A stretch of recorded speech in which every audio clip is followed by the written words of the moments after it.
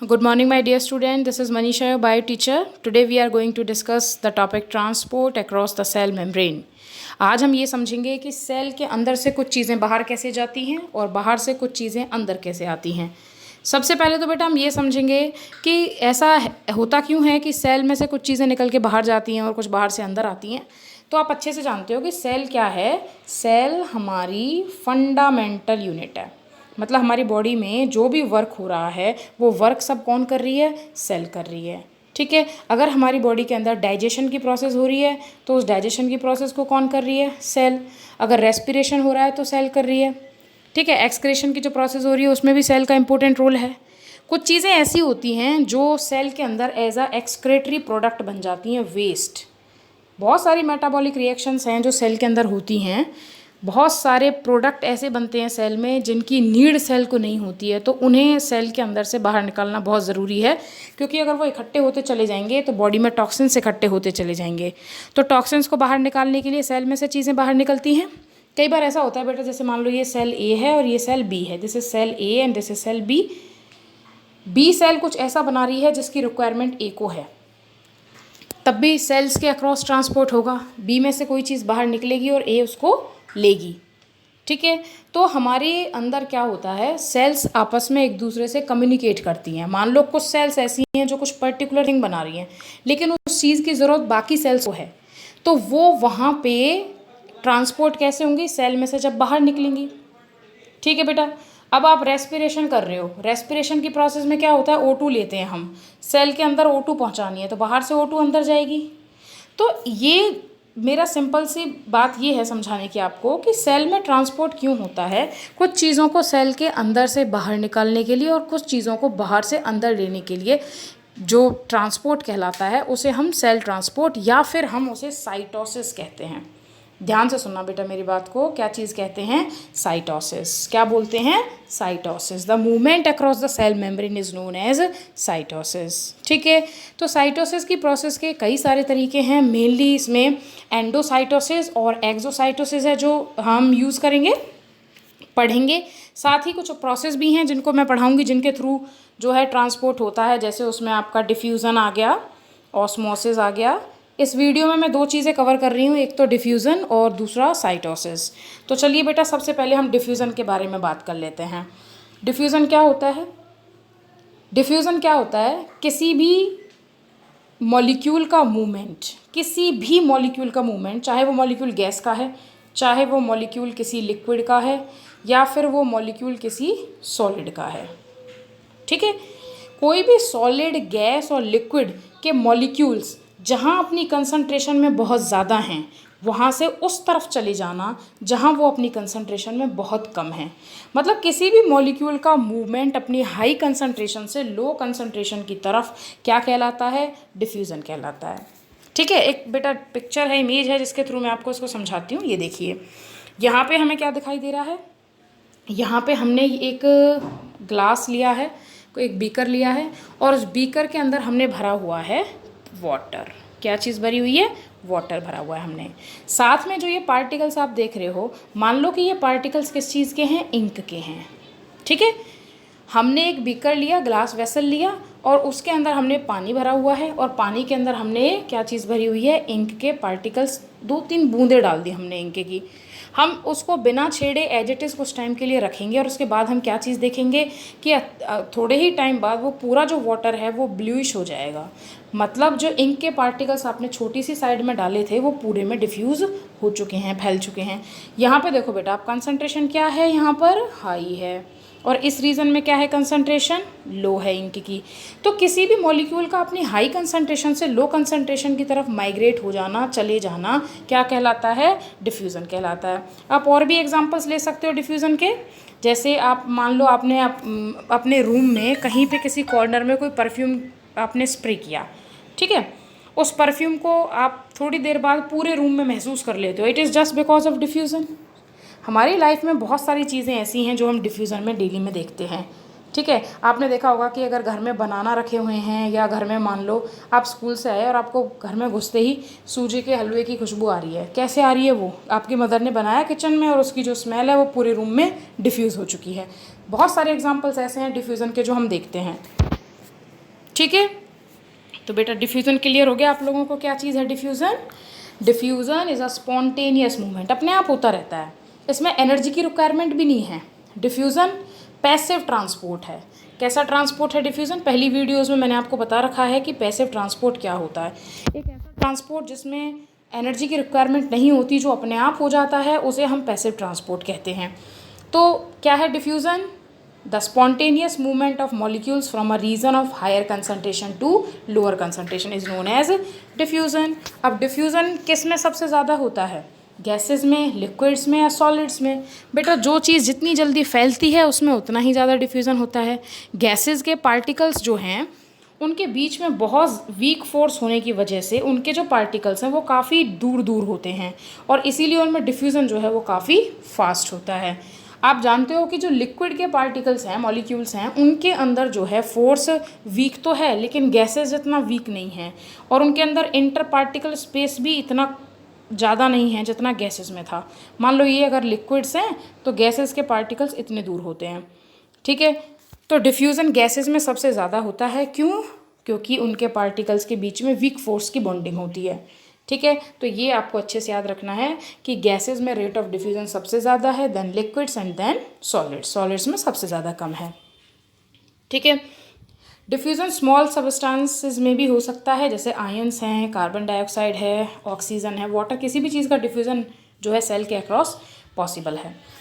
एक चीज़ याद रखना बेटा, हमारी जो प्लाज्मा मेम्ब्रेन है वो लिविंग है, इलास्टिक है। आप बैलून से याद रख सकते हो इसको, जैसे आप ये समझ के चलो कि हमारी सेल एक बैलून है। ठीक है, और उस बैलून की जो मेम्ब्रेन है वो सेल मेम्ब्रेन है। तो आप जानते हो कि बैलून में अगर जितनी आप हवा भरोगे वो उतना ही अपना साइज़ इंक्रीज़ कर लेता है। तो मतलब सेल मेम्ब्रेन फ्लेक्सिबल है। ठीक है, शेप प्रोवाइड कर रही है, बहुत सारी चीज़ें उसके अंदर भरी हुई हैं बैलून के।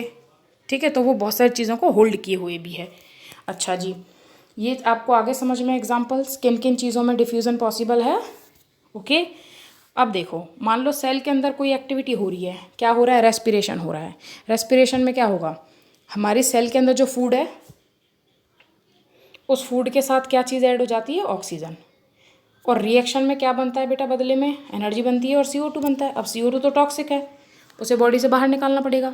अब ये CO2 बनी कहाँ है, ये CO2 बनी है हमारी सेल के अंदर। ठीक है, तो इसको बाहर निकालने के लिए भी वी यूज़ डिफ्यूज़न प्रोसेस। ठीक है, कैसे निकलेगी सेल से बाहर, सेल के अंदर CO2 की कंसनट्रेशन क्या है, हाई, और सेल के बाहर CO2 की कंसनट्रेशन क्या है, लो। तो अपने आप ये डिफ्यूज़ हो जाती है विदाउट यूजिंग एनर्जी। नेक्स्ट इसमें साइटोसिस, मैंने आपको बता दिया, movement across the cell membrane is called cytosis. It is of two kind, endocytosis and exocytosis. So let's start endocytosis first. Endo always मैंने आपको बताया हुआ है कि बायो में अगर हम वर्ड ब्रेक करना सीख गए तो हमें बहुत सारी चीज़ें क्लियर हो जाती हैं। एंडो का मतलब अंदर होता है, साइटोसिस का मतलब मूवमेंट है। ठीक है, तो सेल के अंदर जो मूवमेंट होंगे उन्हें हम बोलेंगे एंडोसाइटोसिस। देखो क्या लिखा हुआ है डेफिनेशन में, movement of particles into the cell. Cell के अंदर चीज़ों का आना, कहाँ से आना, एक्सटर्नल इन्वायरमेंट से। ठीक है बेटा, जब सेल अपने अंदर किसी चीज़ को लेती है तो वो एंडोसाइटोसिस होता है। वो जो अंदर ले रही है वो लिक्विड फॉर्म में भी हो सकता है, वो सॉलिड फॉर्म में भी हो सकता है। इसी बेसिस पे हमने एंडोसाइटोसिस के 2 पार्ट्स किए हैं। एक और इम्पोर्टेंट चीज़ मैं आपको यहाँ पे बता दूँ कि ये जो एंडोसाइटोसिस है बेटा, ये एक्टिव ट्रांसपोर्ट है। और एक्टिव ट्रांसपोर्ट वो होता है जो कंसंट्रेशन ग्रेडियंट के अगेंस्ट होता है। अभी मैंने आपको डिफ्यूज़न में क्या बताया, मैंने आपको बताया कि जहाँ पर ज़्यादा मॉलिक्यूल्स होते हैं वहाँ से वो उधर चले जाते हैं उस रीजन में जहाँ उनकी कंसंट्रेशन कम है।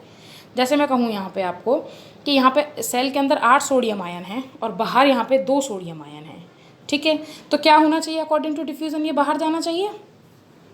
लेकिन मान लो सेल के अंदर 9 सोडियम आयन पर कोई रिएक्शन होती है तो सेल तो अपने सोडियम बाहर नहीं निकालेगा, उसको तो एक और की ज़रूरत है, तो वो ज़बरदस्ती बाहर से एक अंदर ले लेगा, तो इसमें एनर्जी यूज़ होगी। ठीक है, तो एंडोसाइटोसिस इसीलिए क्या है, एक एक्टिव ट्रांसपोर्ट है। अब अगर एंडोसाइटोसिस की प्रोसेस में सेल के अंदर जा रहा है कोई सॉलिड थिंग, कोई सॉलिड चीज़ अगर सेल अंदर ले रही है तो उसको हम बोलते हैं phagocytosis, PHAGO। What is phagocytosis, अगर सेल अपने अंदर क्या ले रही है, सॉलिड पार्टिकल्स को। ठीक है, इसमें लार्ज पार्टिकल्स को सॉलिड लार्ज पार्टिकल्स को सेल अपने अंदर ले जाती है, इट इज़ फैगोसाइटोसिस। ठीक है। अमीबा जो आप खाना खाता है अपना, वो कैसे खाता है? फैगोसाइटोसिस से खाता है। वो मैं आपको कुछ डायग्राम्स हैं उससे समझाऊंगी अभी। पिनोसाइटोसिस में इसे सेल ड्रिंकिंग भी कहते हैं। इसमें क्या होता है, सेल बाहर से एक्स्ट्रा सेलुलर फ्लूइड लेती है। एक्स्ट्रा सेल्यूलर, एक्स्ट्रा मीन्स बाहर, सेल मतलब सेल के, तो सेल अपने बाहर से कुछ फ्लूइड्स हैं जिनको अंदर लेती है by the process of pinocytosis. ठीक है। फैगोसाइटोसिस प्रोसेस के कई सारे स्टेप हैं जो आपको डायग्राम से क्लियर होंगे। तो सबसे पहले हम एक डायग्राम है इसमें समझ लेते हैं। जो डायग्राम दिया हुआ है ये अमीबा का डायग्राम है। ठीक है बेटा, अमीबा एक सेल का यूकैरियोटिक ऑर्गेनिज्म है जो कि प्रोटिस्ट है। आप पढ़ोगे 9th की बायो में कि क्या होते हैं ये प्रोटिस्ट वगैरह। ठीक है। तो अमीबा एक्वेटिक है, पानी के अंदर रहता है। अब यहाँ पे आप देख रहे हो, यहाँ पे क्या है, ये अमीबा फूड पार्टिकल को एंटर कर रहा है, अपने अंदर ले जा रहा है। ठीक है। अंदर ले जाने के बाद क्या कर रहा है ये बेटा, मान लो ये अमीबा है इस तरीके से और ये कोई फूड पार्टिकल है, तो अमीबा इसको कैसे लेगा? अमीबा इसके अराउंड सूडोपोडिया डेवलप करेगा कुछ इस तरीके से। यहाँ पे मान लो फूड पार्टिकल है ऐसे, तो वो ये चीज़ क्या है, ये सूडोपोडिया हैं। अमीबा अपने सूडोपोडिया को क्लोज ले जाएगा, फूड पार्टिकल्स को जो है घेरेगा और फिर उसे अंदर इनगल्फ कर लेगा। देखो यहाँ पे क्या हो रहा है, ये प्लाज्मा मेम्ब्रेन है सूडोपोडिया, और सूडोपोडिया एक्चुअली क्या है, देखो प्लाज्मा मेम्ब्रेन तो ये पूरी ही आउटर कवरिंग है, लेकिन सूडोपोडिया का ये जो प्रोजेक्शंस आप देख रहे हो, तो ये क्या करता है, अपने सूडोपोडिया की हेल्प से इस फूड को अपने पास ले आता है, फिर और क्लोज करके इसको अंदर एक फूड वेसिकल बना लेता है। ये फूड वेसिकल है जो बना है ये वाला। ठीक है। ये फूड वेसिकल अंदर चला जाता है। अंदर जाने के बाद क्या होगा, डाइजेशन होता है फूड का। डाइजेशन कौन करेगा बेटा? लाइसोसोम्स करते हैं। ठीक है। क्या हुआ, फूड पार्टिकल आया, प्लाज्मा मेम्ब्रेन ने उसको इनगल्फ किया, निगला किस फॉर्म में, अंदर जाके बनाया उन्होंने वेसिकल्स। वेसिकल्स को लाइसोजाइम ने ब्रेक किया, जो फूड था वो सेल के अंदर फैल चुका है। ये जो प्रोसेस होती है ये होती है आपकी फैगोसाइटोसिस। 1 नंबर का क्वेश्चन बन गया यहाँ से, आपके एनसीईआरटी में दिया भी हुआ है कि अमीबा अपना फूड किस प्रोसेस से लेता है। So it is phagocytosis. ठीक है। उसके बाद बेटा एक एग्जांपल यहाँ पे पिनोसाइटोसिस का भी दिया हुआ है। पिनोसाइटोसिस में देखो क्या चीज़ दी हुई है, यहाँ पे दिया हुआ है आपको एक्स्ट्रा सेलुलर फ्लूइड। ये सेल मेम्ब्रेन है, पूरी की पूरी दिखाई दे रही है आपको येलो कलर की, ये सेल मेम्ब्रेन है। यहाँ पे भी सेम यही है। वहाँ तो फैगोसाइटोसिस में तो सूडोपोडिया घेर रहे थे फूड पार्टिकल को, ये घेर लिया फूड पार्टिकल यहाँ पे। ठीक है। ये सूडोपोडिया पास में आ जाते हैं और ये इस तरह से फूड को अंदर ले लेते हैं। लेकिन पिनोसाइटोसिस में थोड़ा सा डिफरेंस है। पिनोसाइटोसिस में क्या है, सेल अपने आप को अंदर की तरफ इन्वेजिनेट करती है, वो अंदर की तरफ ही अपने आप को फोल्ड कर लेती है। डिप्रेशन एक ऐसा बनाती है गड्ढा सा कि फ्लूइड अपने आप इसमें एंटर हो जाता है, और एंटर होने के बाद फिर प्लाज्मा मेम्ब्रेन क्लोज हो जाती है, डिफ्यूज़ हो जाती है। ठीक है। और यहाँ पे जो ये वेसिकल बनता है इसे हम पिनोसोम कहते हैं। ये जो वेसिकल बना है अंदर, इस वेसिकल में क्या चीज़ गई है, वो लिक्विड पार्टिकल, इसे बोलते हैं हम पिनोसोम।